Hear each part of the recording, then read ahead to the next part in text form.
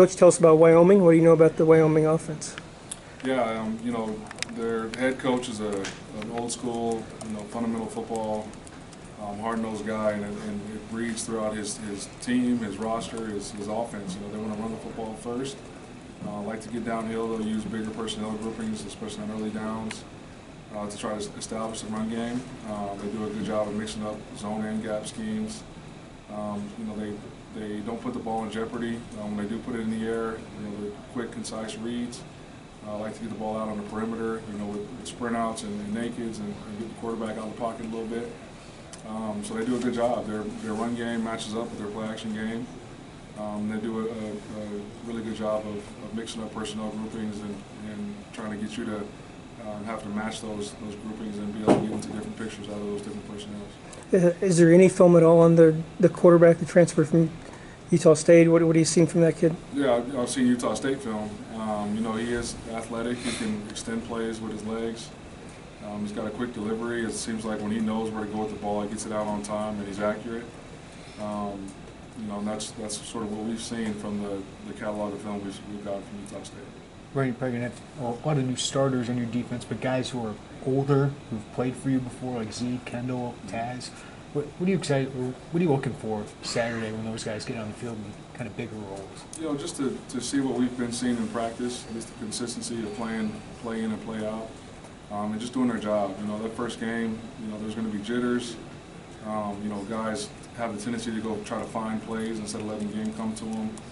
So that would be something that we preach to our guys defensively is just let the game come to you as it does. Make the plays you're supposed to make, and just do your job. That's what they've been doing all fall camp.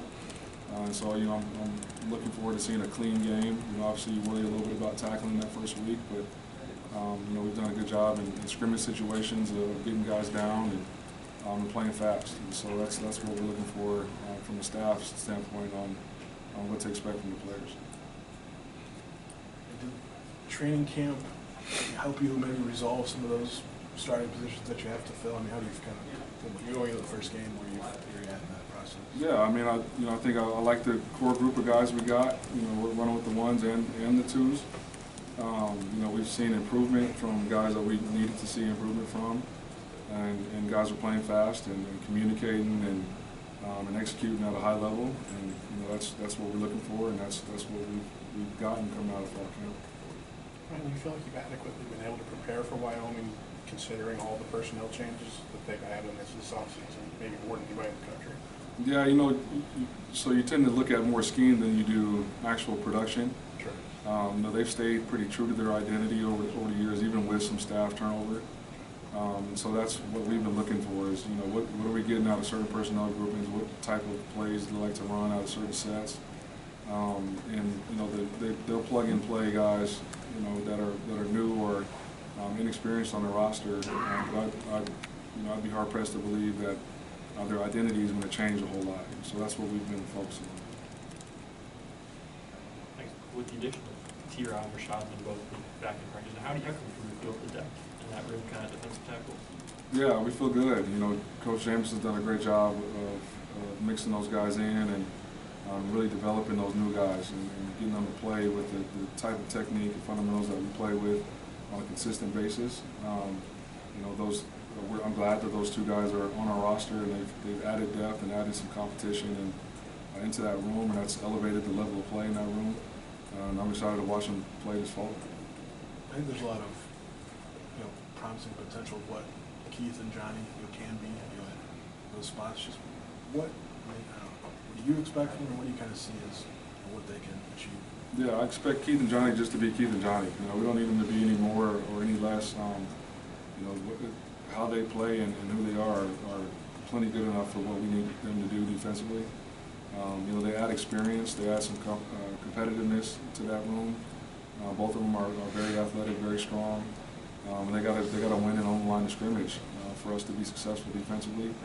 And so we're counting on them to shoulder a lot of that weight for us and be stalwarts for us up the middle. Right. Talking to Kevin, Andy, they talk about your ability to manage people as part of why you were successful last year, why they think you'll be successful. What's your philosophy on managing people as the leader of the defense? You know, just to be myself and to be genuine and be consistent, I think that goes a long way. You know, I'm not afraid to voice my opinion, but I'm also seeking out counsel and advice. So you know, I feel like I'm a fairly good listener in that aspect. And I've been blessed to be surrounded with great people. You know, from top to bottom. You know, Coach B has done an awesome job with his staff. We make each other better every day. You know, it's been a joy to go against. I say a joy, but it's been a joy to go against our offense every day. You know, they've challenged us, and we've challenged them. And there's been some healthy back and forth this fall camp, which is what you want to see. You know, as a program. And then the guys in our room, you know, it's very little that I have to manage. You know, there's no egos. There's you know, high football IQ, high character guys. So it's an easy room to manage. But you know, I do think that just being genuine, being authentic, being who you are consistently every day goes a long ways for guys that are trying to follow you. I think they said you were in the interviews with them. A guy with like Andy, who's got a lot of DC experience. Kevin's got DC experience. On paper, some people might think that could be an issue. Why has that not been an issue for you, or why have you embraced that? You know, I'm a confident person. I'm not ever looking over my shoulder. I'm confident in my abilities, and that's what's gotten me to this point in my career. So I looked at it as a bonus to having that kind of experience, that kind of expertise, to try to continue to learn. You know, as a young play caller, it was important for me at that point and juncture in my career to continue to grow, and that was one of the main reasons that I was attracted to this opportunity. And it's been the best career move I've ever made, just because I am getting fed, and I am growing as a defensive play caller and like you said, a manager.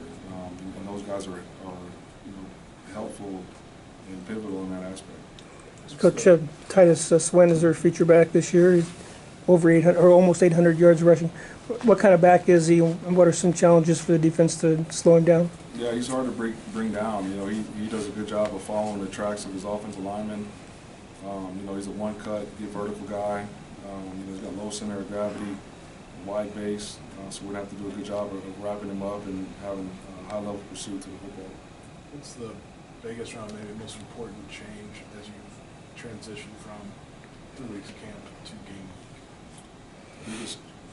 I just mean what you do on a day-to-day basis, if there is any. You know, I'd say getting into game week, you know, it's almost like you're treated like a bye because you've got extra time to prepare for Wyoming. And so the focal point on actually game planning, you know, into this next week or starting, you know, a week ago, that definitely changes through fall camp, right? The start of fall camp, you're just installing your defense. You know, you're going through the ins and outs of all the calls, all the checks, and just really focusing on your craft as a unit and also positionally. And as you get to the season, now it's, okay, what are we trying to stop from our opponent? What are the sort of things that we like versus, you know, certain personnel groupings and we don't like versus certain personnel groupings? And really diving into more situational football, like what are you doing in third downs in the red area? You know, how do they operate in 2 minute? You get more game plan specific as you get closer to game week. Go ahead.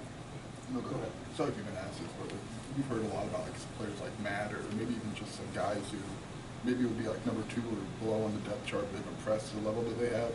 Is there a way you go about trying to incorporate them in the game more, even though there are more veteran and experienced players ahead of them?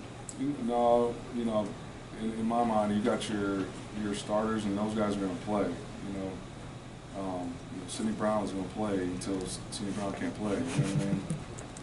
And if the game allows or it's needed that Matt goes in there, then in my mind, he's ready to go. So those guys got to prepare like they're starters. But having a set rotation in my room specifically, there is no set rotation. It's the guys that are going to play are going to play. And if somebody needs a blow or something happens, then the next guy's got to be ready to go in there. How is the adaptation or development of the cornerback spot opposite of Spoon? going through preseason camp, and was your mind as you head into game? Yeah, I've been really pleased with Coach Henry's been able to do with that group, and to that group's credit, they really answered the bell. There's been a lot of healthy competition. You know, guys like Taz, guys like T. Strain, and then some younger guys that have really stepped up and tried to push the envelope. And so, you know, the experience out of that particular spot might not be there from an in-game standpoint, but they've had a lot of reps throughout the course of spring and fall camp. And they played good football, and so I'm excited to see those guys get the opportunity to play some meaningful downs and get some quality in-game reps, and hopefully they'll play at a high level. Anything else for Coach?